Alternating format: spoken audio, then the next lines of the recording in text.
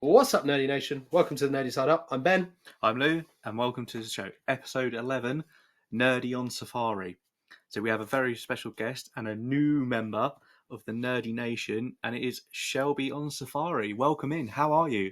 I am so excited and honored to have the title of the show be Nerdy on Safari. I cannot wait to go on an adventure throughout some of our favorite nerdum fandoms with you guys tonight. There's a lot of news and a lot of things to discuss. So I feel that that's an appropriate title because we are going to go on an adventure through Mordor, through many different places, let us say.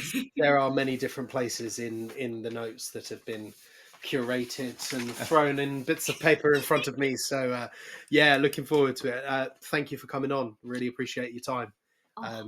It's going to be awesome. It's going to be awesome. I can already feel it. I can feel it already. Start slightly somber. We'll start slightly somber. Sad news. We saw Dame Maggie Smith, the legend that brought Professor McGonagall amongst many others to life. Died recently. May she rest wonderfully amongst the sorrows. What a great actress. You know? Yes, she was a big fan of some of it. For me, in Hook, when she was Wendy, like that for me is an iconic role of hers, one of many. I mean, what about you, Shelby? Like, I was gonna say Hook as well because and I've seen so many memes pop up of her and Robin saying like "Hello, boy," and then being reunited, and I was like, oh my gosh! But obviously, Professor McGonagall. There are so many quotes that she brought to life in the films as well, and just it's really sad, but I'm glad that we're able to celebrate all the different roles that she brought to life. And like the joy of movies as well, like she will always live on like in generations because there's always like new Harry Potter fans come in and other Downton Abbey and things like that. So she's always gonna be there, isn't she? So it's always nice that she can live on. I think legend gets thrown around quite significantly, but she's definitely fits the bill for that one. Definitely. I always like the bit in I think it's the last Harry Potter where she gets all giddy and sort of schoolgirly. I've always wanted to use that spell. Brilliant. She's really quite serious, isn't she? Yeah, it's a very serious film and very sort of like we need to good versus evil, and she gets all giddy. It's just it's brilliant. She was excellent, but we will live on with her memory through the many, many roles that she had in the 70 plus years that she graced our screens. So yes, absolutely incredible. I'm so glad you brought up Hook though, because it is such a fine film that brings so much joy, and there's so many wonderful bits in that, and so good. Anyway, more upbeaty sort of happy news. Our dear friends at We Love Collectibles had their store opening. Great weekend. Like they seem to be flying. I think they're at the Cardiff card show at the moment. So, that was such an awesome event to go and go and be slightly part of. They were heaving. It's really good to see. They were absolutely rammed. Like, it was a Stella Crown opening weekend. People were buying like ETBs, and the pools that would be it was unreal. Like, I think the top 6 were pulled within the first hour. Yeah. Wow. I think they were running a sort of like competition. The first one to pull whatever the top 6 altars were, they got an ETB for free. So like proper generosity sort of people to give back as well. But they were flying out, weren't they? But it was a really, really good. The cakes were great. And my boy did appreciate his little goodie bag that he got as well. They've got loads of Pokemon cards and like Pokemon merch and pencils and colouring and stuff like that. So he thoroughly enjoyed that. But it was a great day. Yeah, and we look forward to going there more often, and we are going to be they're going to be on an episode soon, so we look forward to having them on. Yeah, looking forward to that. That'll be interesting to hear about their journey of getting into that, of actually getting a physical shop, because I know a fair few folks are dabbling into that, and just props to them. Absolutely, because they were just like a little pop-up shop. Yeah, and even before that, so I've been following them for quite a while now, but I remember they were just an Instagram page. Yeah. Once upon a time, with a website sort of linked to their Instagram page. To see them go from that, like a couple of guys who were just local to me, to a pop-up shop, to now owning their own space and doing really, really well and doing this sort of TikTok markets and stuff like that. Props to them. They've worked really, really hard, and now they're reaping the rewards, and they're awesome people anyway. So yeah, and going to card shows as well. Am I right in thinking that that's on the completely other side of the country as well? Yeah, like Cardiff card show. Honestly, like we're like here, and they're like Cardiff's like very far away. Technically, different country as well. So that is true. It is, yes. Yeah, but it's miles away. So yeah, I look forward to hearing about what they've got up to over their numerous card shows that they've had. But yeah, bless them. They're good people. Yeah. And then obviously talking of like Stellar Crown, that's the latest set in the never-ending releases of the trading card game. I must admit, like looking on Instagram, the people seem to be getting a lot of hits. Like it's really doing well. I must admit, at first I wasn't a fan, and then I saw some of the artwork, and I think it's amazing. Some of the cards, like the detail in the artwork, really seems to be like they've really put thought into it. So, well, what artwork changed your mind? Was there a certain card in particular that made you go, okay, they're playing to win now? Probably the Squirtle, to be honest. Fair enough. Yeah. I've been really digging I don't know if they're trolling Pidgey, but in the last few sets, there's that Charmander card. Oh no, I put it in my binder. But it's the Charmander pressed up against the window, glaring at the Pidgeys. And then in this set, we got a Pidgey looking like it's gonna like pop by Bulbasaur, through the window. And then Squirtle having target practice with the Pidgey. What's going on? Who is trolling Pidgey? They're proper trolling him, aren't they? But it's nice to see a bit of love to an otherwise forgotten Gen 1 sort of Route 1 sort of like I saw made me feel really old, but I saw a TikTok slideshow the other day. It's been over 9,000 days since Pokemon Red came out. Wow. Yeah. And that reaction is exactly what I had in that moment. And you think like to see some of the originals getting a little bit of love, outside of like, the normal ones. You normally got your Charizard, your Venusaurs, your Blastoises, your starters and all that sort of stuff getting a bit of love. Some of the random ones that we know as like the first ones we caught or the first ones we saw outside of your starters getting a bit of love. But yeah, trolling Pidgey, I'm here for it. With that TikTok, I imagine like you see it and then you feel your back hurt and your knees start everything to cracks. creak. Yeah, like, cracks and creaks. Okay. Yeah. The grey hair. But the worst. I think the worst thing about it was it was one of those sort of swipe pictures, and it started off with obviously Gen 9 was only like it was a year or so ago, so it was only like 400 or 500 days, and you slowly start scrolling back, and then you realize, and it gets to 9,000 and something, and wow. I felt very old.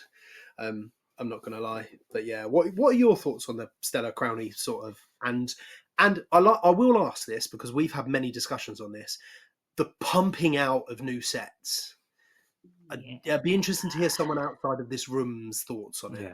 Yeah, I kind of know your vibe because I do listen to the podcast on my work commute, but I'm going to have to say I too am kind of like, I enjoy as a collector. I'm like, yes, more lovely content, but then at the same time, I kind of like it being spaced out for my bank account, but also just to have that chance to fully collect something before then the new one comes out. And so I'm honest, when we have spoilers for what might be coming towards the end, I haven't actually opened any Stellar Crown yet because I've been like, okay, I need to take a break and actually focus on the bits that I am trying to collect, like Silver Tempest. I'm trying to complete.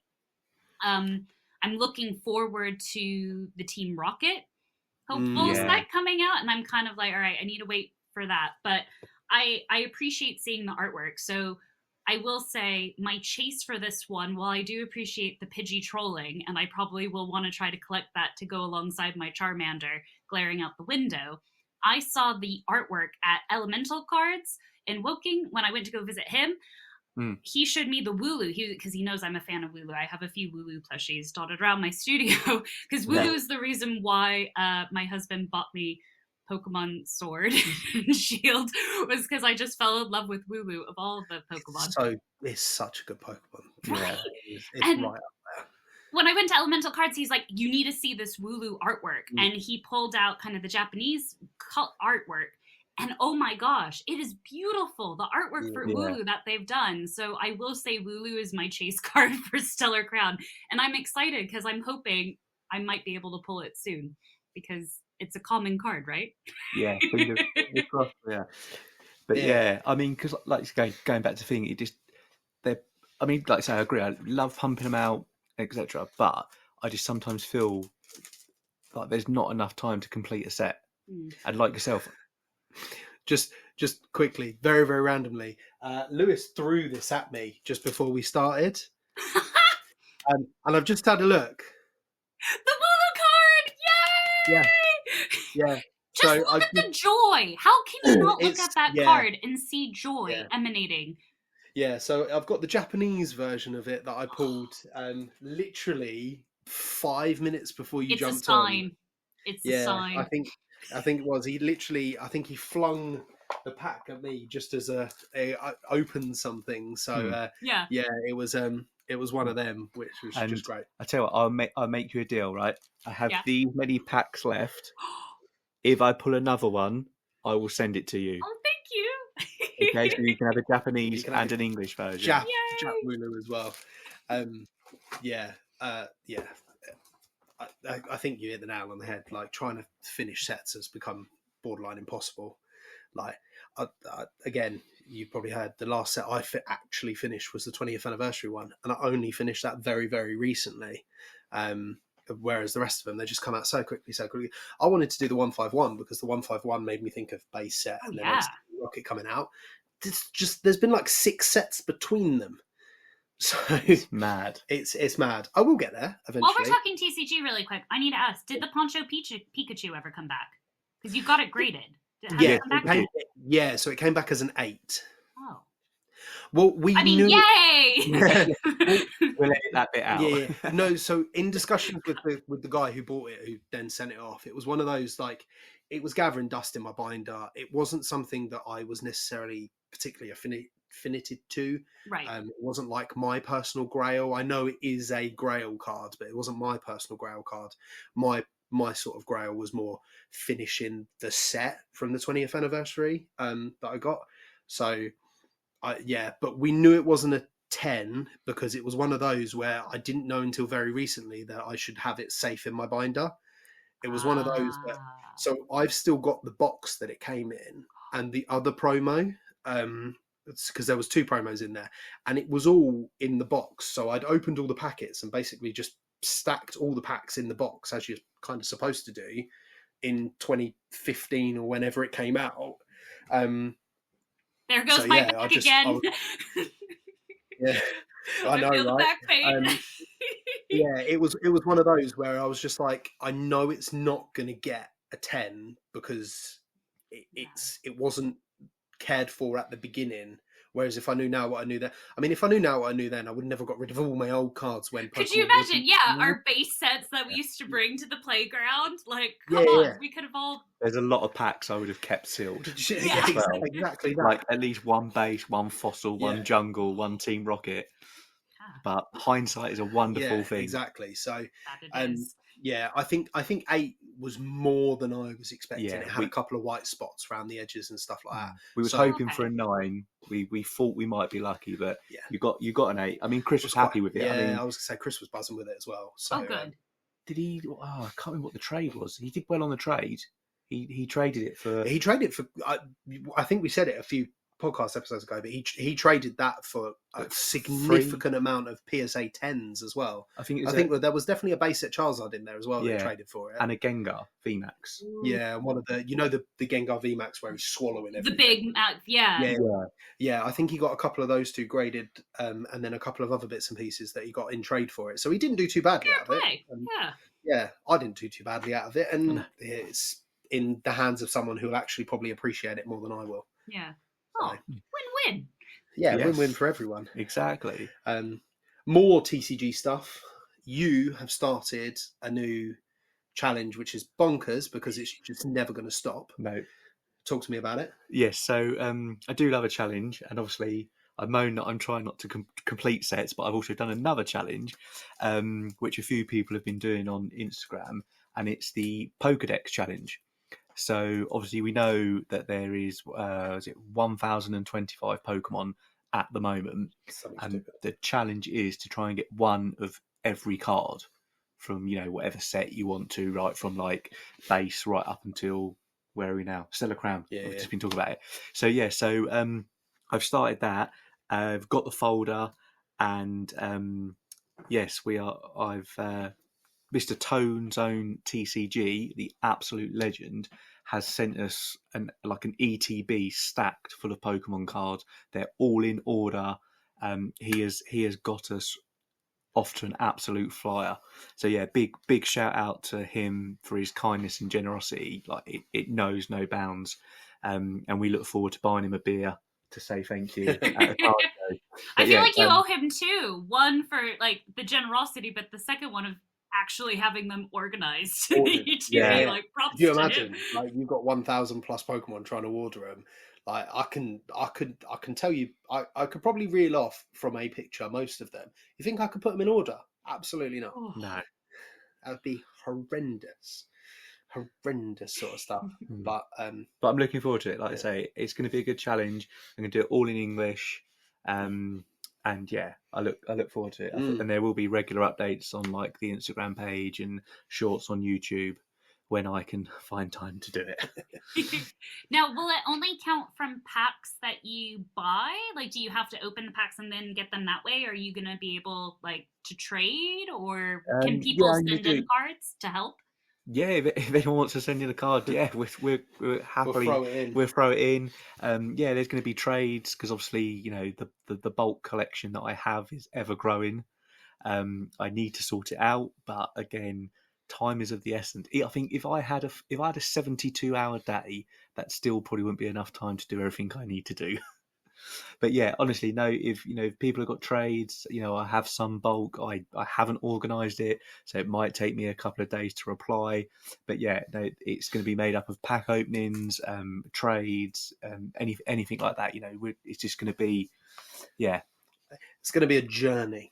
As this is, it's going to be a journey. And to be honest with you, I again, not speaking for Lou, but I quite like the idea of getting different people's cards in my binder as well. Yeah, exactly. Like the guys at Collectibles. Yeah, Josh. Yeah, he writes who gave him the card. Yeah. But he gets people to like write either on the card or on the sleeve. Penny sleeves. So getting people to do that and putting it in the folder as well, so we know where it's come from and all these people that we're sharing this sort of like collection journey with. Yeah, I quite like that idea. Yeah, it's like the memory binder. I think we'll start doing that at shows. And I know whenever we send cards out or we've sent a few giveaways and stuff like that, I always send an energy card out and just like a little message and then stay nerdy. So, things like that. I like that whole concept. So that's another binder and another challenge for me to do is to get loads of people to sign cards. So I'll work on that one. Yeah. You do like a challenge. What's life without a challenge? Touche. Exactly that. Moving away from TCGs, there's been a plethora of film, gaming, sort of like trailers and TV series and stuff like that. Where I'd like to start, if people will oblige, Venom, the Last Dance trailer. I'm not expecting massive things out of this. No. However, it does the same thing to me as every single TV, film, series sort of trailer does, is it really grabs me in, and it's probably got all the best bits are in the trailer, as it has been before and will do again. But I quite like Venom. I quite like the sort of the goofiness, the sort of like blasé attitude that he has. There's like Venom animals in this as well, like the horse. It just made me laugh during the thing. But yeah. and there's a line in it going, Venom goes, "Told you we can fly," and Eddie replies, "How does Tom Cruise do this?" It's little things like that, but you can just guarantee, and as much as I will hype it up and hype it up, that'll be the best moments in the film that they've already shown us in a nice little pretty little bow, but we move.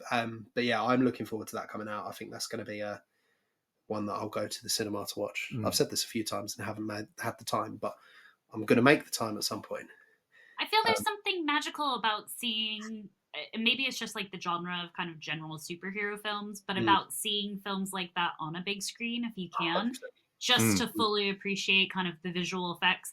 And yeah, like you say, even if those are the best parts of the film, at least you can see them how I believe they're probably meant to be seen originally. Yeah, totally agree. Yeah, absolutely.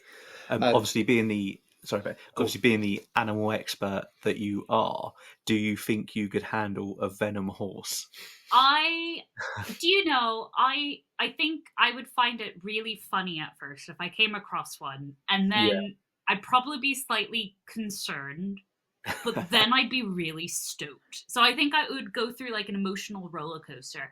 Could I handle it? Probably not. I have a fair few friends who are much better at the equestrian side of things, but a cat I could handle. I can handle it. I have a fair few experience with both my personal house cats as well as big cats. I feel I could handle maybe that. I did a lot of dolphin work, so maybe a venom dolphin. Oh, wow. That'd be pretty terrifying, actually. That'd be so cool, though. That would be, yeah. That would be cool, yeah. Could you imagine? I love that. That would be terrifying. I'm just like, that'd be amazing. I was trying to picture they're just really powerful, and like like I used to have to. There was one where I was working where I have to restrain them for like blood draws and stuff, and manually restraining, because it was a wildlife rehabilitation place. It took a fair few of us to manually restrain one single dolphin, which is why I'd say it'd be terrifying, because it would take a significant amount of force. But I agree, it would be pretty rad to see a dolphin, actually. So cool. Yeah, that would be very, very cool. It's also cool that you've manhandled a dolphin. Like, I smelled the t-shirt that I was wearing, because it was an emergency kind of blood draw. It smelled for weeks after. It took many washes to get out the smell of dolphin. That's so cool. They're such elegant creatures as well. Yeah. Oh yeah. I think they're awesome. Terribly clever. Yeah. So the only experience I ever had with dolphins was on my honeymoon, and we went swimming with dolphins, and it was amazing. But they were just so cool. They were just such cool creatures. I didn't do it as much as I want to. Like I say, swimming loosely. Like we in, and I've got the cheesiest photo I've ever had in my life. Is like me. Did you kiss one? Well, but we were holding the dolphin with a paddle that said "just married." Oh. Honestly, it's like the cheesiest photo in history, but it's just so cool, and it's a memory that will last for a lifetime. But I have also kissed a dolphin as well. Let us know, guys, in the comments. Have you kissed a dolphin? Yeah. How many of us have kissed dolphins? I feel like that's a proper holiday type thing, isn't it? That's hashtag I kissed a dolphin. Yes. Oh dear. Oh. Well, I'm so glad to bring it back into the nerdy perspective. I'm really glad dolphins were highlighted in Hitchhiker's Guide to the Galaxy with so long and thanks for all the fish. Like, it really paid a nice little nod to how clever they were and how much smarter they are than us. So they are indeed. It's nice when you see like real life creatures nodded to and like sort of like appreciated in cinematography anyway, but when it's in the genre and the world that we love, it just makes it even better, doesn't it? Added tick. Added little bit, which is I love it. But great creatures. Amazing. And the fact you manhandled one is just incredible. Brilliant. Unbelievable. Although I don't think I kissed one, so now I feel kind of sad that Right, we're going to set you some homework. Yeah, go kiss a dolphin. Yeah. Brilliant. Love that. So Agatha all along, I caved and I watched the first episode. So obviously we know that it's set after the events of WandaVision, where Agatha she recruits some other witches, and they go on a spellbinding quest. Thank you very much. To regain. I heard crickets then. I don't know about anyone else. Tumbleweed. I was trying not to laugh and interrupt, but I appreciate the pun. I appreciate the pun. So yeah, honestly, this show it really caught me off guard in a way because it didn't really think this was needed for the MCU, but I'm slightly being proven wrong, and I love being proven wrong. Like, you know, just quickly going back to like WandaVision. And most MCU TV series haven't really hit the ground running with me. I've just found them a little bit like, it's like another one. They're just sort of like filling the gap. Another one? Yes, another one. But obviously we've got some more episodes to go. But I do think it's off to a solid start. So, credit to the guys that come up with that. I enjoyed the tone of it. I was expecting it to be quite silly, quite lazy, rushed like other things are. But no, again, like the amount of work and effort that's gone into it, I'll put my hands up and say well done. So I'm not quite sure where it's going. I don't really know too much about the characters in my like nerdy archive that I delve into quite a lot on the podcast. But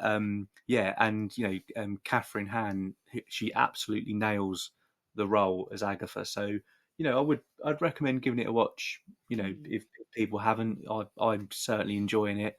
And I've got a fun fact for you here because I only found this out. So Catherine, who plays Agatha, I was watching it and I was like, I really recognise her, but I couldn't think where it was from. So good old Google came in to help, and she was Alice in Step Brothers. She's Derek's wife. So as soon as I found that out, all that came into my head was Sweet Child of Mine when they're all in the car singing it. Talk about a crossover you never knew you needed. No. I kind of needed, but you now thoroughly thankful you've got. True. Yeah. I kind of wanted to sing it in Agatha All Along now. Because I know like they do these little things, don't they, where they have like other TV series or films that people have been in, and they just put like little nods to them. And I just think stuff like that, like just in the background, like even a Guns N' Roses like vinyl, because I'm old and I just like vinyl, CDs. But yeah. Yeah, I don't know if you've got to episode 3 yet. I won't give any spoilers. But I got to shout out the costume design purely because I'm biased, because one of my former colleagues, she sourced the fabrics for the show, for the costumes. And I was really excited to watch this because she had been kind of trying not to share updates, but she was obviously very excited when the show came out and was like, I'm really proud of what I've done. And I can totally see why she's proud of what she's done because the costumes are incredible. And in episode 3, they get a little bit of a mix up and you're just like, whoa, like that attention to detail is just really, it complements the tone in a way that I wasn't expecting. Where, shout out to your friend for being proud of her work. Yes. Yeah, and too right. Something that all of us would love to do, and that's working on some nerdy stuff. Oh wow. Yeah. What a legend. Oh, and just the character dynamics, I think, so far have really stood out to me because I was kind of like, Agatha's such a strong character. I was kind of interested to see how they were going to play with the others that go along on their journey. And it has been interesting so far. I think the tone of the third one definitely shifted into a different realm for me. And I too am curious. But I'm excited to see where getting closer to spooky season, properly, I can't wait to see where it goes. Yes, the witching hour is nearly up on us, isn't it? It's my favourite time of the year, honestly. Yes. Spooky season is genuinely my favourite time of the year. I will take it over any other holiday, any other time of the year. Just spooky season, yeah. So maybe I'll give it a couple of weeks and I'll bulk watch a few episodes and See, I have later on. I have a few questions about that for you because a few things I'd like to discuss about your watching habits, my friend. Yeah, he needs to catch up. Yeah, all right. I look forward to this grilling. Yeah, well done, Shelby. Yeah, I look forward to this grilling as well, I suppose.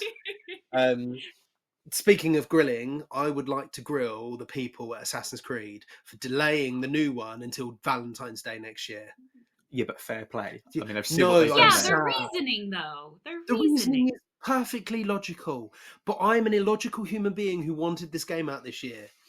The problem is, I had it all planned out. I'm playing Star Wars Outlaws at the moment, which, FYI, I know a lot of people will probably want to know, is brilliant. Okay. I'm really, really enjoying it. Thoroughly enjoying it.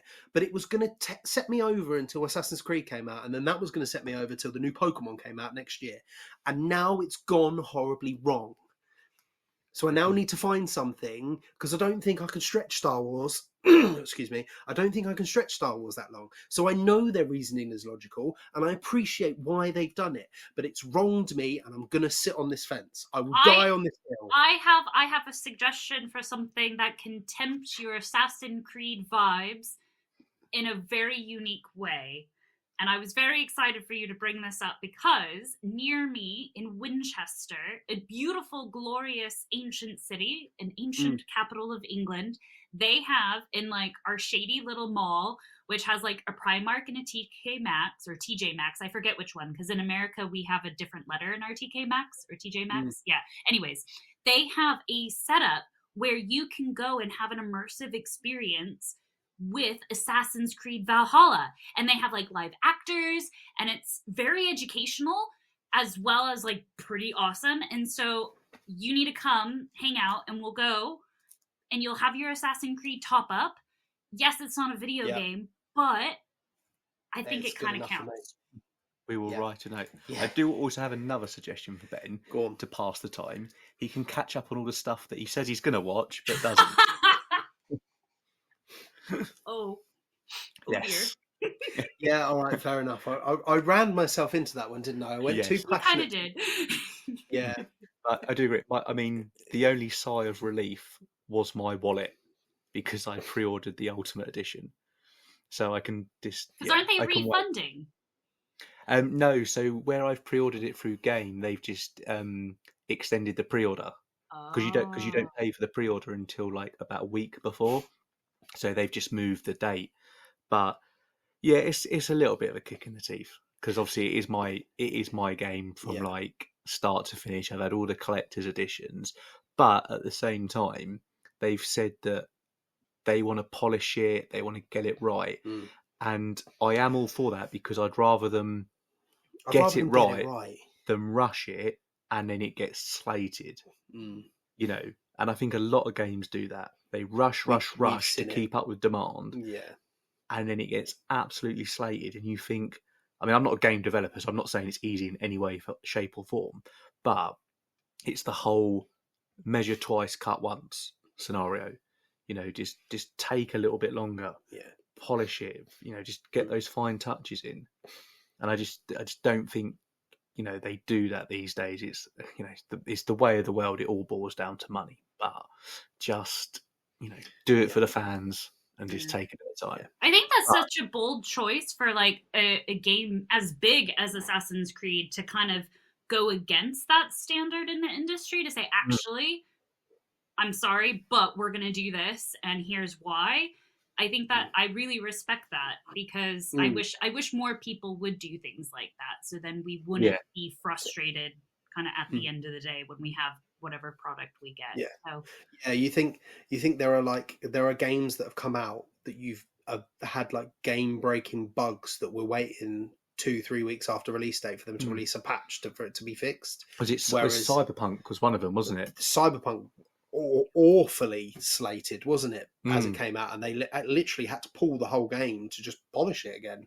I think I think they took some of them off the shelf, didn't they? After about a week. Yeah, you stopped being able to buy physical editions just because they get it right. So I appreciate everything, and I but it threw off your groove. Yeah. I completely agree with the reasons as to why they're doing it, and when it actually comes around to it, I will have a much better experience than I will have. But I'm an irrational person, and it's ruined my life. But it's all right because we're going to Winchester. Yes. Yeah, coming out. Yes, Yes. we're going to go and do the Assassin's Creed bit, and we're going to hang out, and it's going to be awesome. It could be Nerdy on Safari Part 2. Yes. Oh, Yes. and then I can have you guys on my channel. And it could Yes. be like a literal vlog of us going and experiencing ancient Winchester. Yeah, it'll be amazing. That'd be so Fun. cool. We'll- I like that sort of looking We at will cities we and will stuff. we'll get something in the diary and we'll sort something out after the show and stuff like that. But yeah, thank you very much. And thank you for the suggestion to keep my irrationality semi-rational. Yes. Well, I Need knew to you were a big fan of Assassin's Creed and you were looking forward to it. And so then when I found out the news, I was like, well, now's a better time than any to tell him. You can come and live Assassin's Creed. Yeah, At least, 100%. Yeah. I was gonna say it's probably the one game we like, because you literally like have every single figure, character. Like you've got the Apple of Eden Yeah. somewhere in your. In my loft, I've got all the boxes, all the figures. Yeah, like every year it was the Ultimate Edition. So all the figures that come out, all the sort of like, a lot of them have sort of their leap of faiths and stuff like that. The whole lot, start to finish. Wow. Yeah. Yeah. So the passion's there. They're great games. I think that as a sort of concept as well, I think it's brilliant. So, but yeah, I'll get over it. That's fine. Fine. Have a question for you now, Shelby. Have you preloaded the Pokemon Pocket game that's coming out? I haven't yet because I have a lot of apps on my phone, but I know it comes up October 30th, and I'm really excited because you get 2 free packs a day, and I like that because each pack, instead of spending £5 on a pack, I like the idea of 2 free ones, but I'm really looking forward to it. I'm looking forward to it as well. I've seen I've seen a few bits because obviously it's out in New Zealand at the moment, and I know if you fudge like your VPN and stuff like that, you can get it on. I'm just going to wait for it. It feels like too much effort to do all that. To be fair, I did that. To be fair, again, sidetrack kind of. I did that for Pokemon Go. Yes, I did it for Pokemon Go. Pokemon Go launched in like America before it launched in the UK, and I managed to swindle my VPN to get it in American App Store, but in the UK, it would What a summer that was. Oh, what a summer that was. You know, they think summer of 69. Brian Adams, you got to update it for that summer of Pokemon Go. Because gem. Genuinely, the amount of time that like I used to drive around, and if a little shadow of something that hadn't caught popped up, we had to slow right down and just like slowly turn around the corner, and if it disappeared, we had to turn around and go back again. While my wife was flicking the little Pokeballs in the passenger seat. It was great. Or like on Facebook, wasn't it? Like people would go, "There's a Charizard at this park," and then there'd be like masses of people just like go somewhere. Good old Pokemon Go. Good old days. But so the couple of bits that I have seen from it, I mean, the artwork looks insane. But it's very, very separate from the TCG and the trading card and the game as well. It's a proper standalone sort of its own entity, taking sort of inspiration from card games. I think the actual TCG game on the app is very, I don't want to say dumbed down, but it's like very simple in comparison to what it is. And I say dumbed down, I haven't got a clue how to play the TCG. Like, it confuses the living daylights out of me. But we are working on that. Yes. Very good. Yes. But so yeah, I'm quite looking forward to it. And yeah, like you said, 2 free packs a day, and you can flip them, can't you? So you can open them from the back, and And your friends, it looks like if you have like friends or some kind of acquaintance in the game, that you can get a card from their packs as well that they open. Yeah. So I think they've thought about it, and like I say, I mean, some of the artwork, like it would be nice to have that as a physical card. I think there might be some, like, on Etsy, someone might make them and they'd be really cool. Obviously not official. I'm interested to see how it goes. Like I say, I've seen a few people in New Zealand, like on, all the socials playing it, and it does look, like the hype of, it's almost like digitally opening. I know it is digitally open a pack, but the excitement seems just as much as when you open a physical pack. Because you can do the old. I've seen a few people. You can do the old tilt. Yeah. Ooh. See the things, and I think I saw, because there's the interactable. Yes, that looks yeah, cool. Yeah, which looks really, really cool. I'm just going to see if I can find. It's like a full scene. So, It's like Sleeping Pikachu. There's a Ponyta. I don't know if you can see that. Can you see how it's slightly twisted? Oh yeah. The rainbow down the corner. Ah.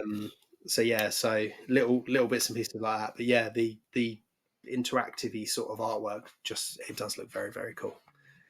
I'm intrigued.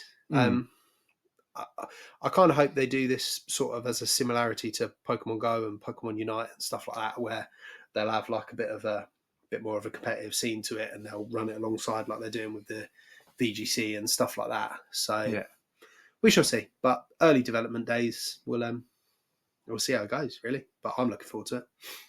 Yeah, I mean, and it's just another opportunity to enjoy the fandom. I know, like Pokemon Sleep, that was a unique one to try, and I think we're just really, I don't know, I was thinking about it the other day, like, if 9-year-old Shelby knew how much Pokemon stuff is out there, like, I just wouldn't have believed it.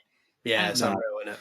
Yeah. Especially when you think about the old, we are all of an age where we can remember those barren years where the games were coming out, but it wasn't as like, here is the new game and we're all running to the shops to buy it, and here is the new trading card. They were sort of silently released and stuff like that.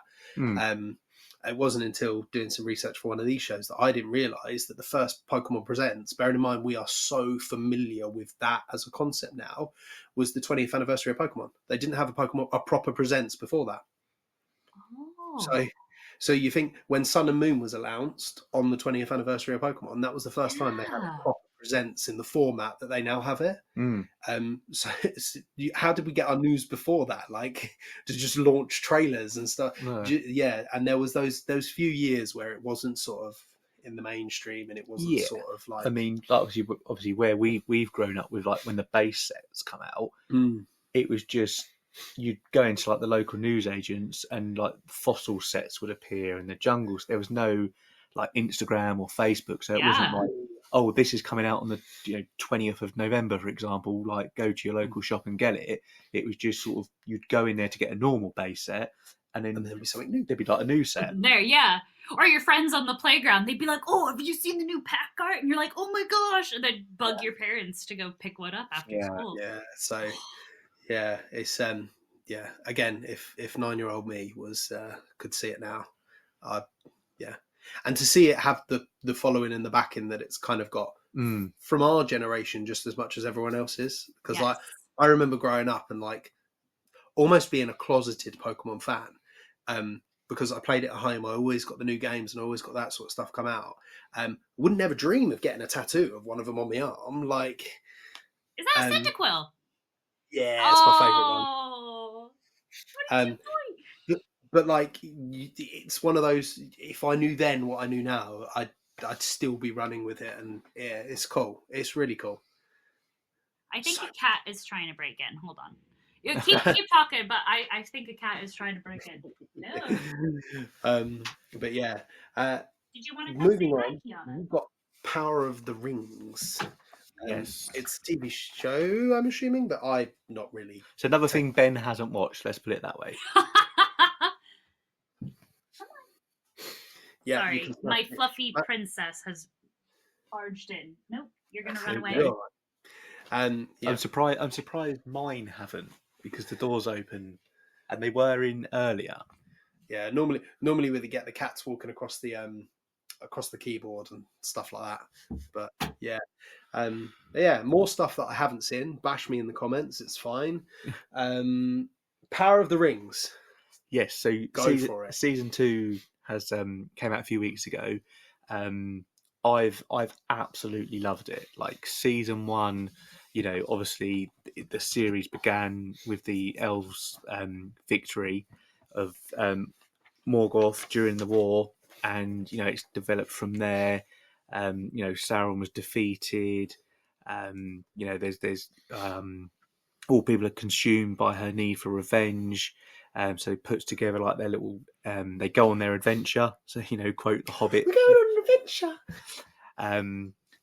Scouring Middle Earth for any sign of Sauron, but after a number of dead ends, she's told to put her quest to the side. They're like, it's not happening. This obviously comes from the Elven King.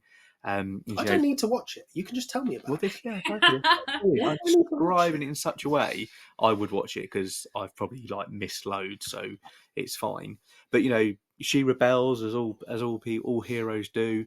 So she boards a ship, and knowing that she might not be returning, and at the moment before crossing into her homeland, she leaps from her ship and begins the task of a good old swim. We all love that. Back to Middle Earth. And it isn't long before she gets shipwrecked, and she's pulled aboard by a man named Halbrand, and the two become besties instantly. They hit it off. But against the odds, Season 1 in 40 seconds. Why do I need to watch 8 episodes? This is like like the Lord of the Rings rap recap. Oh yeah. Yes. This is just Power of the Rings non-rap recap, because I am no Slim Shady. I'm not even going to attempt it. And we all thank you for that. Yes, we all do. Anyway, so that happens. Then obviously we get into season 2. They still do the odd thing that will trigger the fans, myself included. Such as the compassionate orc father. But overall, it's been a fun series to watch. If you compare it to the original Lord of the Rings trilogy, it's not going to be as good. But what is nothing's going to compare to that, is it? It's like most things. But You'll never be able to compare watching something for the first time and not knowing the background. I think it's the struggle that any TV new film adaptation of further discussions will always have, is the difficulty of rekindling that first time that you see it and that wonder that you have, sort of thing. I think anyway. But yeah, if you compare it to 90% of other TV shows that are currently out at the moment, it stands as tall as Treebeard to me. It's just, I'm very much enjoying the show, and I really hope it gets the viewing figures, because at the moment, a third series hasn't been given the green light. So I'm hoping and praying that it just, gets to there, because I'm 100% ready to watch it. It's just, this needs a bit of a, bit more. Oh, what's the word I'm looking for? Less subplots and characters, and more focus on the main storyline of Lord of the Rings, how it's going to portray into the films or the setup of the films. That's probably my only criticism of the series, that they've got the main story, but then they go slightly off on a tangent. Like I said, the subplots and characters. But at the same time, I've enjoyed it, so I'll continue watching it. Have you watched it, Shelby? I haven't, no, and I'm curious about the disconnect, because sometimes I think, and I guess maybe thinking of the Marvel ones, sometimes it does feel like they're trying to make it part of the universe, but it just doesn't have that same vibe. Does Rings of Power have that vibe where you're like, yeah, this is in the same universe? Yeah, me personally, yes. I think it's done a lot better than, let's say, some of the MCU series where they've just had the film and then they've gone off, like the WandaVision thing, for example, and She-Hulk and Loki. They've just kind of gone off there, and it's kind of tied in with the films and stuff. Whereas Power of the Rings, you know where it's going, and it's almost very true to how Tolkien would have, wrote it, and it's got those aspects of it. So again, it's only my opinion. I really think they've hit the ground running, and obviously, it's was it $1 million an episode or whatever they've spent on it. Wow. So, and each episode is like a film anyway. So it's definitely worth a watch in my opinion. If you like Lord of the Rings, then watch it. I like Lord of the Rings, so I'll give it a watch. Well, you got a lot of time between November. Yeah, with Assassin's Creed being pushed back. There we go. Yeah, 100%. It's a shame that the green lighting is based so highly on sort of figures and not necessarily the stuff. I get it's all money and I appreciate all that sort of stuff, but like, what is the most recent Star Wars series that came out? It's completely gone out. Acolyte. That's it. I really enjoyed that, and I really enjoyed exploring a time way before. And I thought there were so many different ways that it could go and so many different things that it could lead on to. And then season 2 just didn't get greenlit because there was too much sort of criticism and too much sort of stuff. Like, why do we need to live in a world where money and greenlight and things like that? Why can't they just create something which tells a story of a time when I really want it to be explored? Again, irrational. It's just me. I'm one very small fish in a very large pond, but it's a shame, really. But hopefully it gets the viewing figures that you desire and we desire eventually, because I might watch it. I might not, but I might watch it. I'm still bitter, and I'm going to call out Netflix on this because I don't know if you guys have read the book series or watched the series, but Mr. Safari got me into Lockwood & Co. And it was a fabulous, fabulous series. The casting was bloody brilliant. And because of whatever, they didn't greenlight season 2. And I was just like, what? Yeah. Because really original, if you've not read the books, I recommend trying to watch the series if you can, but then you too will be disappointed that we didn't get a season 2. But it's just like... to be honest with you, again, as most things are, I'm pretty sure that is in my Netflix list. Oh, good. Yeah. Good. Because it's really unique of a story. Yeah. I haven't read the books, but I did watch the series. So I share your frustration that there wasn't a second series. Yeah, that casting was on point. And Netflix have done that lately, like with One Piece as well. I feel like they nailed the casting. And yeah, for them to cancel it with so much potential for future seasons, I think they did themselves a huge disservice. Yeah, 100%. And opting for more boring stuff, like, ew, reality TV. No, I want Lockwood & Co. Yeah. I want cool fantasy fun. 100%. Oh, yes, I'm with you on that. Who wants another season of Love is Blind or Married of... Right? I want Lockwood & Co. hunting ghosts. Yeah, exactly. Let's do something fantastical. I don't watch TV to be transported in a real life world. Right? Get out. We want to get out. Yeah. I want to escape reality for a little bit, and you escape reality by watching these sort of TV series. Is what generations of people have been built on. It's what fan bases have been built on for years. Like, why are we watching crap about people who we don't know getting married to people who we don't know, just to watch their wedding on TV? Like, or my favorite one, since we're hashing on TV, as an American coming to England and watching English television, what is it? It's what's the name of the show where you guys watch? And I say you guys, but like, Gogglebox. Okay. Yes, ridiculous. You watch people watch TV. Why? Yeah.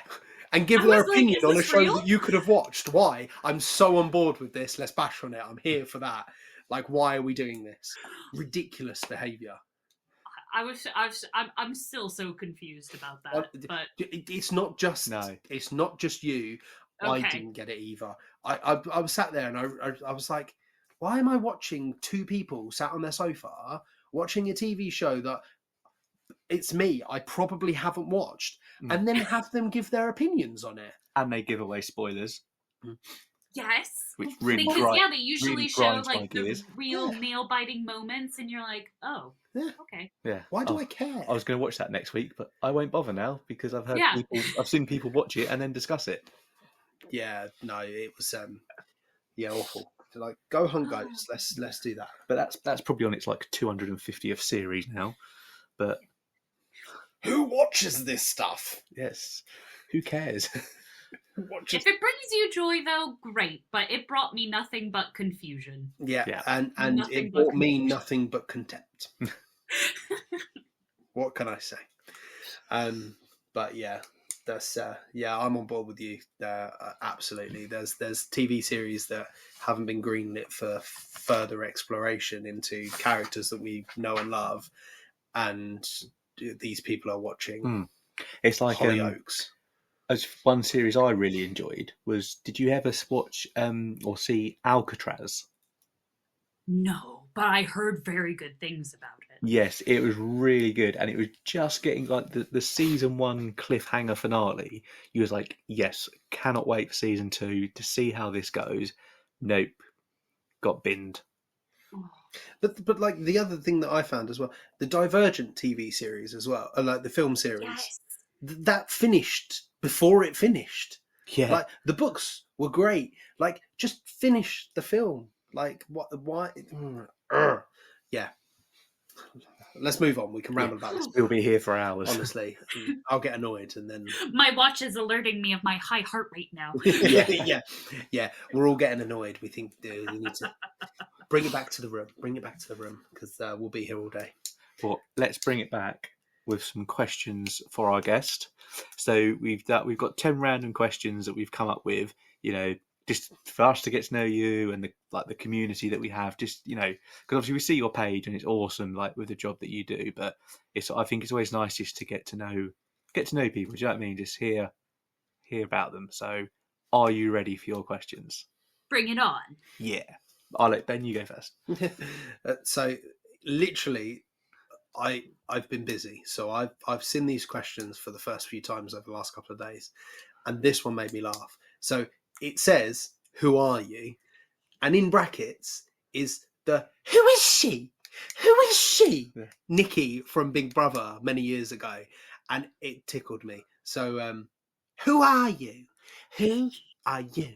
But just before you answer, I've never watched Big Brother because it's absolute trash. But I've seen the memes and I've heard about it, so I just saw it and I thought that is perfect opportunity. But yeah, it was, and I applaud your commitment to the bit, for committing with the accent.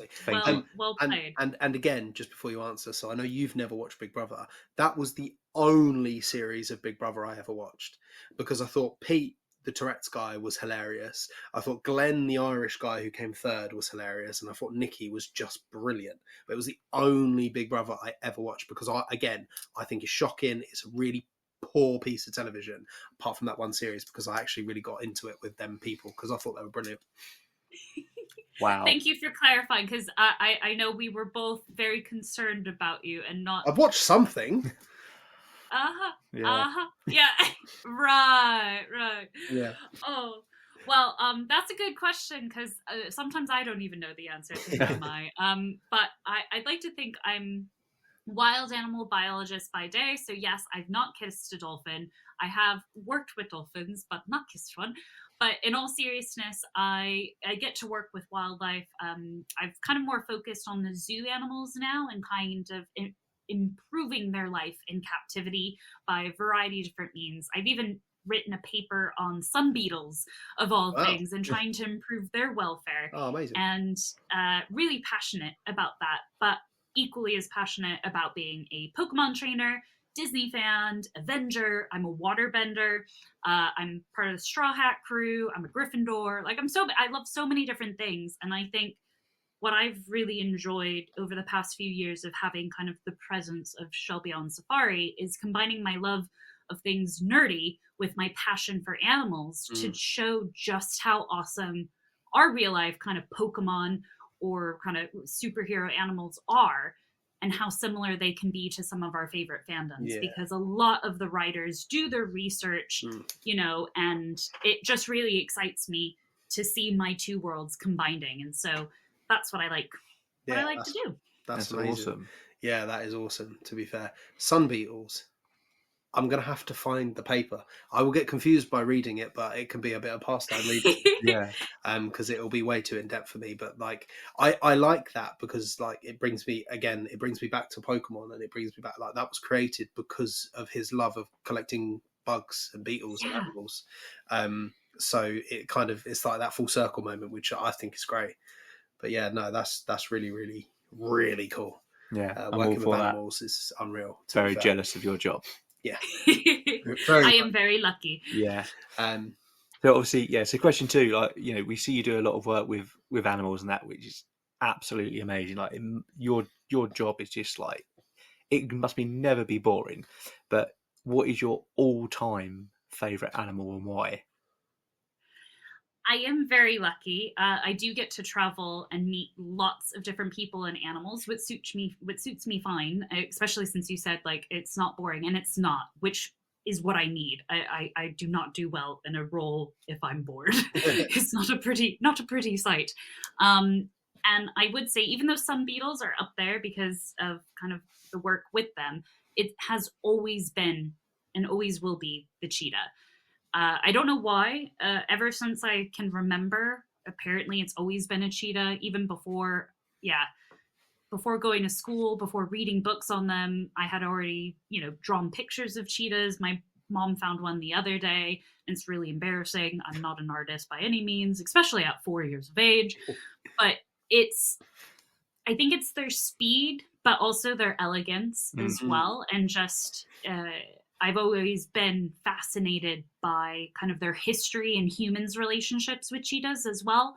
Throughout history, it's been quite a unique and challenging sometimes from a conservation standpoint, because they went through a genetic bottlenecking, and so their population isn't the healthiest, I would say, compared to like other big cat species. And I think it's inspiring to see an animal that lives in a harsh environment where everything is like trying to steal what they work for, and yet they still run fast, they still look beautiful, and yet they still sleep.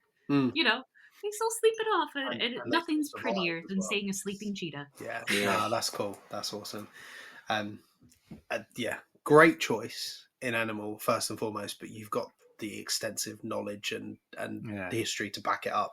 I reckon it's awesome. So I could listen to you speak to animals all day.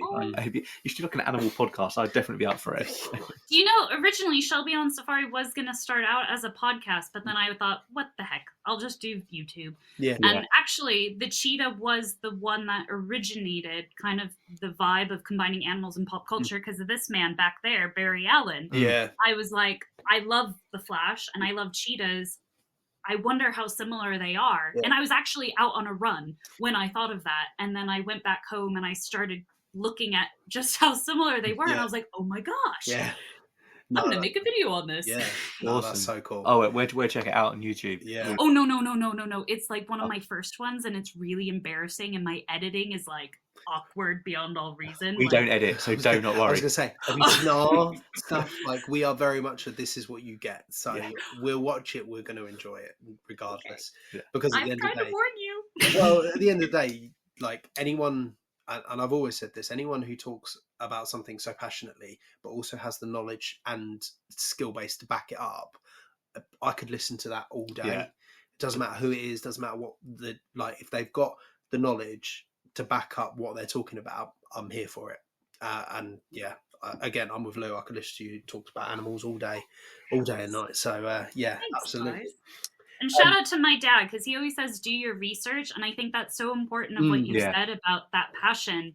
And even with like the Nerdy Nation of like, I found that has been so much fun when researching for videos, is that, I research the animals and I enjoy reading that side, but I also enjoy researching like the backstory of Barry Allen and just seeing how in depth that was, and like continuously learning, I think, from both sides of animals and fandoms. 100%.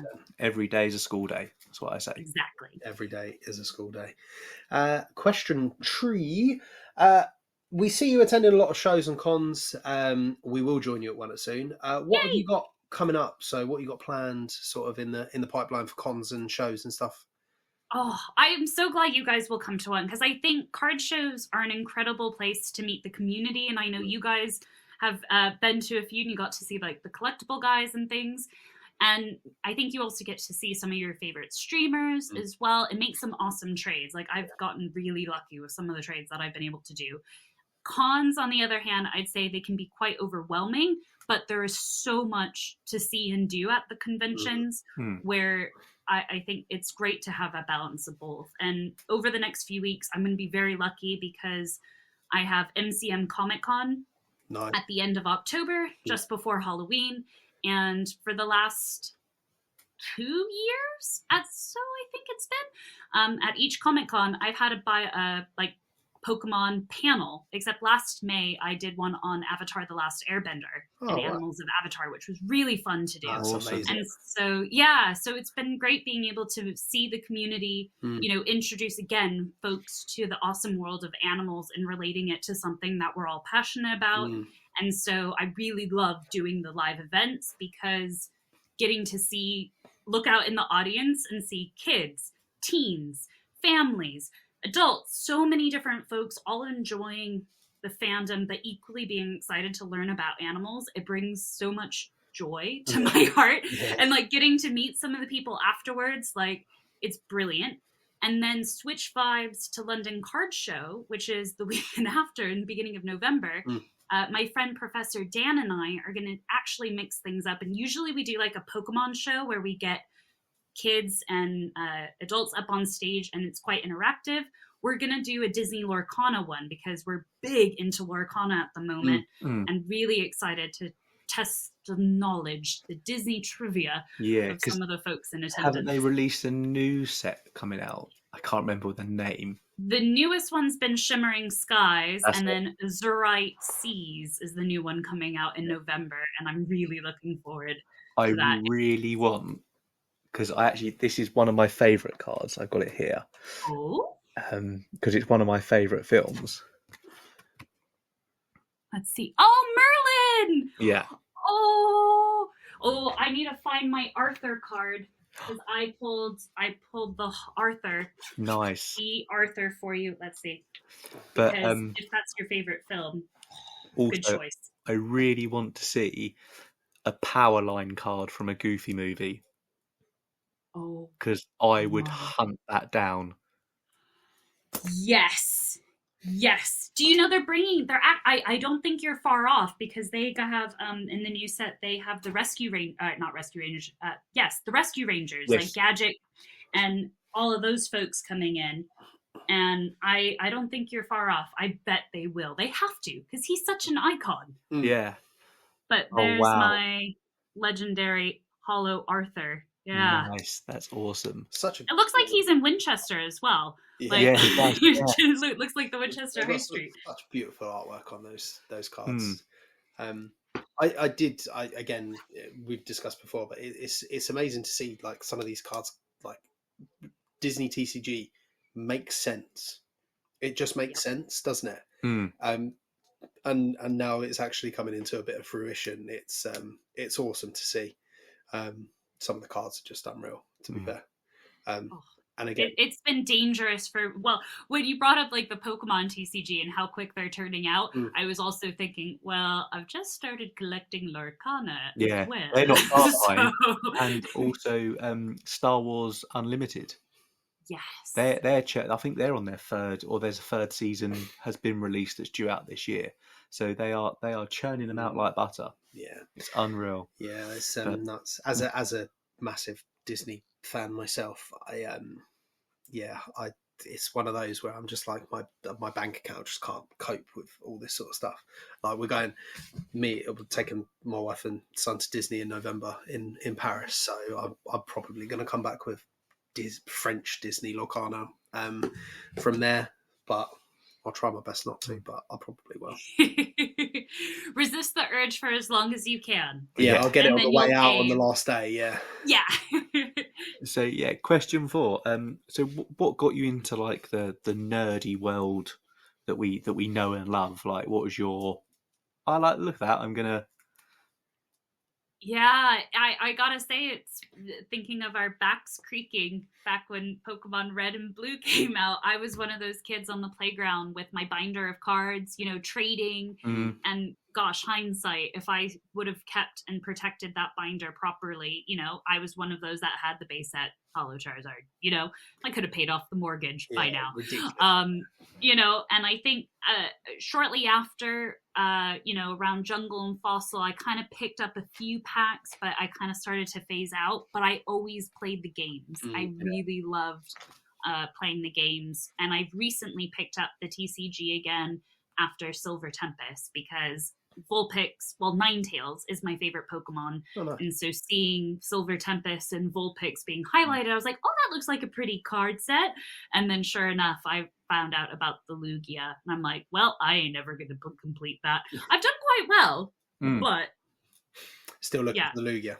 Yeah, that ain't gonna happen. No. But I think some of my favorite fandoms, and this is where I'm going to come back to grill you about your watching habits, my friend, is that some of my favorite fandoms are locked in nostalgia. So Avatar: The Last Airbender, for example. I remember watching Nickelodeon and seeing them hype up this new show that was coming, and it was really bold because it wasn't, anime that Nickelodeon usually did. And I remember watching the premiere and going, wow, this could be cool. And I remember religiously watching weekly. And when book 1 ended, I was like, how the flippin' flapjacks am I gonna wait for this next series? And then I appreciate you waiting to watch, but there's something to be said about that each week, it ending, and then having to wait and simmer and think about that episode. And because right now Mr. Safari and I are making our way through One Piece. We took the dive. We're in Alabasta at the moment, and we have that beautiful pleasure of clicking next episode. Whereas it's just crazy. I get it, because there are TV series where I have watched weekly episodes, and it's that excitement level where you just kind of sat there going, it's coming, why can't it come any quicker, sort of thing. So I get it. I do get it, because like the worst thing about the way I watch things is that I don't watch things. And I think that's the worst way in the way I do it. I'm like, I'll wait for it all to come out. Loki's finished. I waited for the first season to come out. I still haven't watched it, sort of thing. Like, there's lots of, or I've watched a few episodes. Whereas when Obi-Wan came out, I watched that weekly, and like I was waiting every Wednesday to watch it. I'd watch it at home, I'd watch it on my phone, I'd watch it at work, like wherever I was there ready to watch it. So my watching habits are horrendous in that fashion, and I do agree that it would probably be better to watch them weekly, because I'd want to watch them. Whereas wait until the end, I don't start, then I never finish, sort of thing. Yes. Starting's always the hardest bit, isn't it? So I get it. I will probably take a leaf out of you guys' book, and I will. But I guess it depends on the show, right? And like you say with like Obi-Wan, and I think Disney again really locked in nostalgia for myself, and like with a lot of Disney films, like you want to watch it as soon as it comes out, kind of thing, because it's like, oh, the new Disney film's out. And like my dad, I grew up going to the parks because I grew up in Southern California. Oh, nice. And like Disneyland was literally my back garden. Like we could hear the fireworks every night, from Disneyland. And it was like, oh, we have our annual passes, let's go. And I eventually worked there.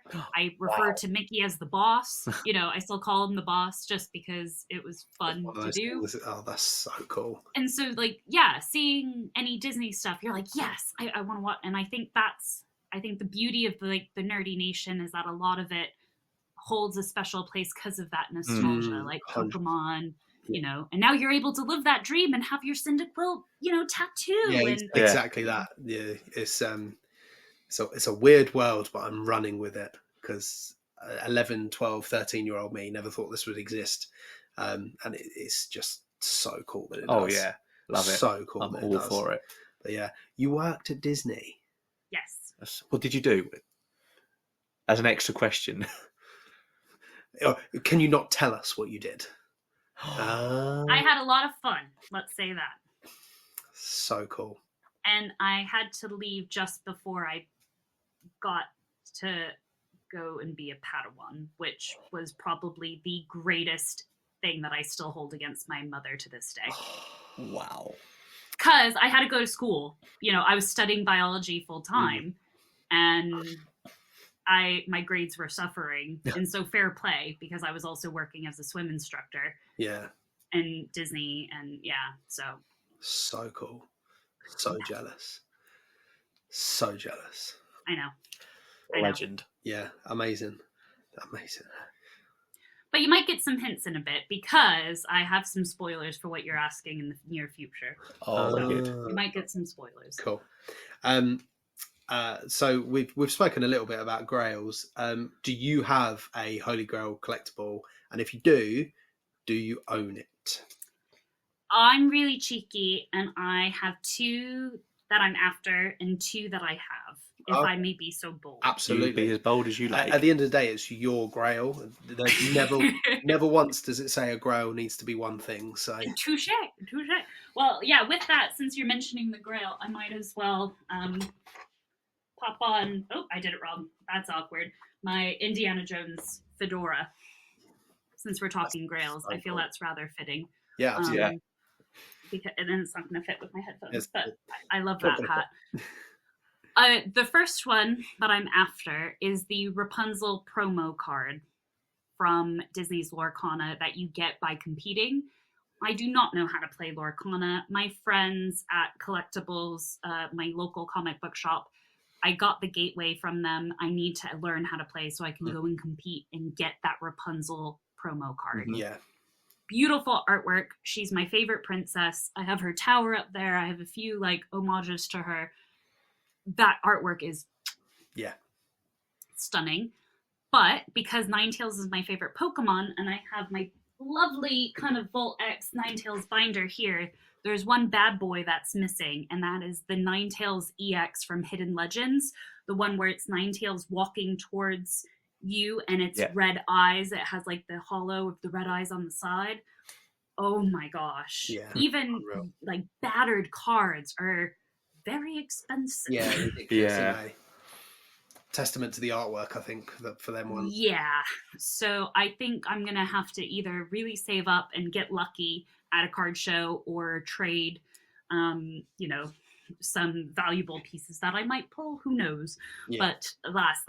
But those are my 2 that I'm after. And I do have a Ninetales Delta species that I got in London Card Show, actually, in a really epic trade. Not the best condition, but the guys at Collectibles kindly cleaned it up. And it's the one where it's purple and it's jumping in the moons in the background. Yeah. Oh my gosh. Another one. Beautiful card. Love that. And probably the fun thing that I have, I thought I had it nearby, but I have, going on the Tangled theme, is do you remember the Disney Store? Yeah. So they used to have stamped lithographs from some of the newer movies that were coming out, and I have the Tangled movie stamped lithographs from the scenes still in the folder. And I remember I was really excited, and I found them when I went home and going through all my old stuff. So I had to bring them with me here. Amazing. Because it's just, again, that nostalgia of thinking of the Disney Store, going, seeing all the merchandise, hearing the music, and Unreal. Wow. There definitely some Grails, isn't they? Hell yeah. The 2 that you're after, I hope you get one day. I'm sure. Fingers you crossed. will. Fingers crossed for you, but unreal. If not, I'll have to use my frying pan. Yes, exactly. Or set Pascal on them. Exactly. Yeah. And sneak in, grab it with his tongue, and run back to you, and I found it. So, question 6: if you were stranded on a desert island and you could have one film, one book, one album, and the same 3-course meal every day, what would they be?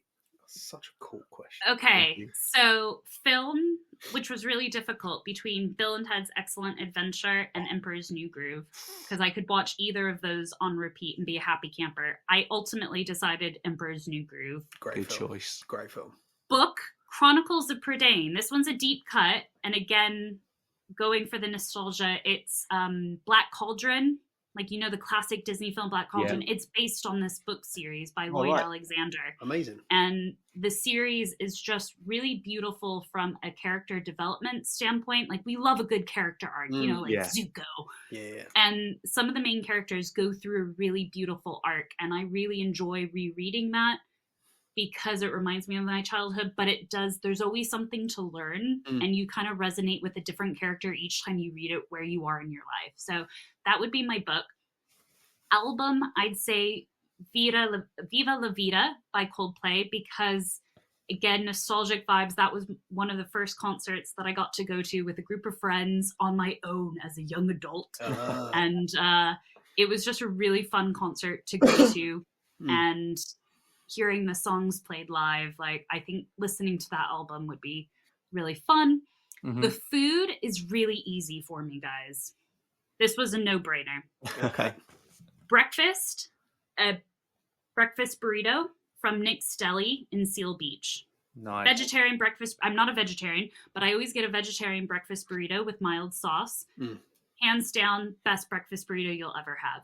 Lunch, we're going to go to Hawaii, guys. We're going to go to Ted's Bakery on the North Shore of Oahu and have a garlic shrimp plate. Ooh. So Hawaiians, they have like a Hawaiian lunch plate, and it's usually, in this case, garlic shrimp, macaroni salad, and steamed rice. It's to die for. And then for dinner, we're going to go back to California, go to Huntington Beach, and go to Don Jose's for a plate of something really basic, but just good old chicken tacos with rice and beans. Can't go wrong with the basics, can you? No, I'm hungry now. Yeah, sorry. But they have the best salsa. They have this really like cheesy nacho salsa dip, which I can't really describe other than it's like a cheesy salsa. And it's to die for as well. And yeah, so that was hands down. Thank you for that question. Nice and easy, but again, made me really hungry. I'll tell you one thing for nothing. If I ever make it to California, because I've not been, and I will get there, I'm visiting those couple of places. Don Jose's, yes, absolutely. You won't be disappointed. No, absolutely. As a foodie, I probably won't be disappointed. No. That's for sure. If you could have any superpower, this is a very basic question, but any superpower, what would it be, and how would you use it? Well, I really like the suggestion of like a 72-hour day so you could get a lot done. However, my love for traveling, I feel, would make me want to have teleportation because there's nothing quite, and maybe I'm like a weird person, but there's nothing quite like getting off a plane in an unknown, like new part of the world that you haven't explored, and exploring it, trying the food, meeting some people, learning how they use like public transportation. Like, I was really lucky and got to go to Riga in Latvia, a place I never would have thought I would go to, but it was for work. Yeah. And I remember just the excitement of, I get to explore somewhere new. I get to figure out how to get to my hotel. And just all these little things, and trying to learn bits of the language were just so exciting. And so to be able to teleport, not have to deal really with jet lag, you know, and be like, I'm going to go explore Tokyo today. Yeah. Like, yes, please. Yeah, that would be so cool. Just bippity boppity boo there. Exactly. Yeah, yeah, that would be so cool. How was Riga? Yeah. I was really, really excited as someone, again, I guess as like a Disney person. The architecture was kind of surreal at first, because I was like, this looks like it could be in Disneyland, just because the classic kind of architecture vibes, but it was really beautiful. The people were really warm and welcoming. I tried some really unique food. Yeah. I bet. The pastries were amazing. And the natural beauty. So surprise, I got to go to Riga Zoo for the animals. And it was in this, I kid you not, forest. Like, their park was massive. It was called Meza Parks. And you could cycle, you could run, you could do all sorts of activities outside. And then there was the zoo. There was like a concert area. It just was a dream. And I was lucky because I got to go in May, so the weather was nice. But I imagine the winters are probably quite gnarly. Yeah. But it was just, the mix of history with nature.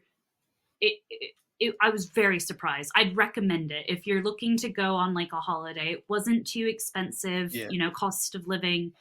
Eating food wasn't too gnarly. And I really enjoyed my time there, and I hope I get to go back because it was really lovely. Oh, there's a kitty. Hello. Oh, it's a black cat. They're the best. This is Binks. Oh, hi, Binks. Hey, hi, Shelby. This is the one that normally walks all over our keyboard when we're as Binks should. Yeah, as we absolutely. should. Absolutely. I Yeah, no, definitely put that on the old travel to-do list then. Yeah, sounds awesome. To be fair, it does sound really, really cool. Question 8. If you woke up tomorrow in the world of the last video game you played with the characters from the last TV series you watched, what would it be like? well, we'd be exploring the Paldea region with Luffy. Awesome. That Amazing. is for sure. I could Yeah, not amazing. imagine something more fun That would than be Monkey so D. cool. Luffy exploring Paldea. Yeah, Yeah. absolutely. How are you enjoying exploring Paldea as well? Well, we'd be on the Going Merry, kind of sailing around the outside, and I think then exploring Paldea itself, like from the game kind of mechanic, which I think was what you were asking, and I immediately went to thinking of the Going Merrys. Apologies, sailing around on a boat. It's a one question fits all. I like hearing all the answers to it. To be fair, I think I'm kind of going back to our discussion earlier about releasing games when there was a lot of bugs. Yes. Yeah. I think 100%. I really enjoyed it, and I like how it seems that they're building on the best of like the previous games, like Pokemon Legends. I loved that world building. Unreal. Right? It was genuinely is probably one of my top 3 favorite games in general, but Pokemon games of all time. It was such a fresh take on something, and they did it so well. It was even like down to the gameplay kind of things. It ran smoothly. It wasn't like overly buggy or anything like that. Yeah. Just perfection, wasn't it? Yeah, it was just a great game. And I have to say, the first time I fought Volo, took me 15 million tries to do it because I just couldn't do it.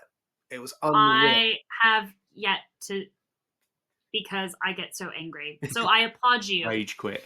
Yeah. So genuinely, I've only done it once. But yeah, it did take me a good 14, 15 attempts to do it. But wasn't that refreshing? Like, I'm genuinely stoked. Oh, I hit my mic. I'm so excited that I failed. Like, yes, that's 100%. What it should be. Like back in the day with Red and Blue, like you don't always win, and that's okay. Yeah, 100%. That hand-holding-y side of things that they've done on some of the games, it just went out the window, and it was genuinely difficult, which, it was great.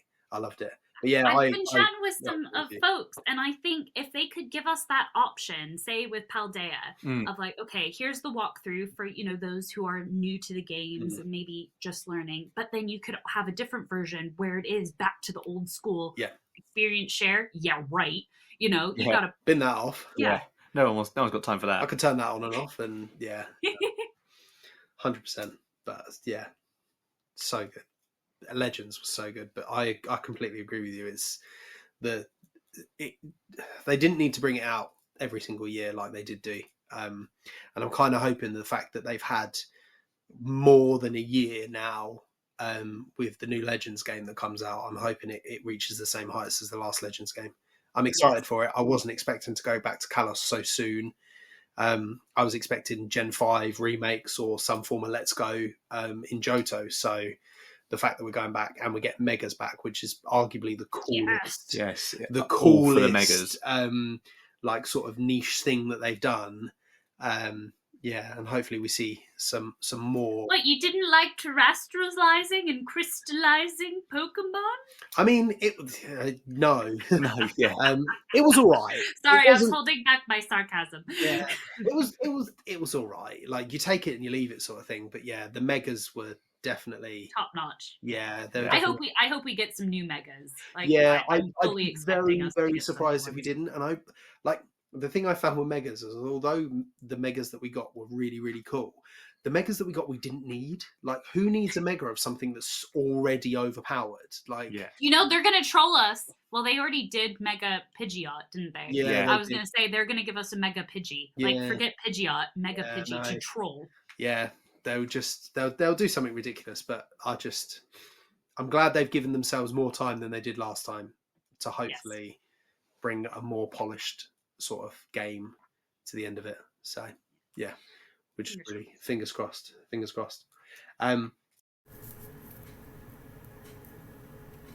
What's good, Nerdy Nation? Ben here. Just to let you guys know, this the podcast kind of ended a little bit abruptly. We didn't realise at the time that technical issues would be the name of the game. Unfortunately, we lost the last sort of 25 or so minutes, so we lost question 9 through 10 and our pack battles in the main bulk of the podcast. Annoying, yes. Will we learn from it? Absolutely. We did record the pack battles, so you'll see them popped up on the socials, and kind of gives us a reason and an excuse to get Shelby back on and get her to answer the last couple of questions and get it back on the podcast. It's a shame, but it's one of those unfortunate technical things. Like we've said many times, we're not the most technically gifted people in the world. We do what we can, but yeah, unfortunately we lost the last little bit. So be sure to follow Shelby. We'll put all of her links in the description. We really appreciate her coming on to the show, and we'll learn from our mistakes, and hopefully we won't lose anything next time. But yeah, just wanted to give this little update as to why the podcast seems to have ended more abruptly than we would have liked. But yeah, that's all from me. So until next time, stay nerdy.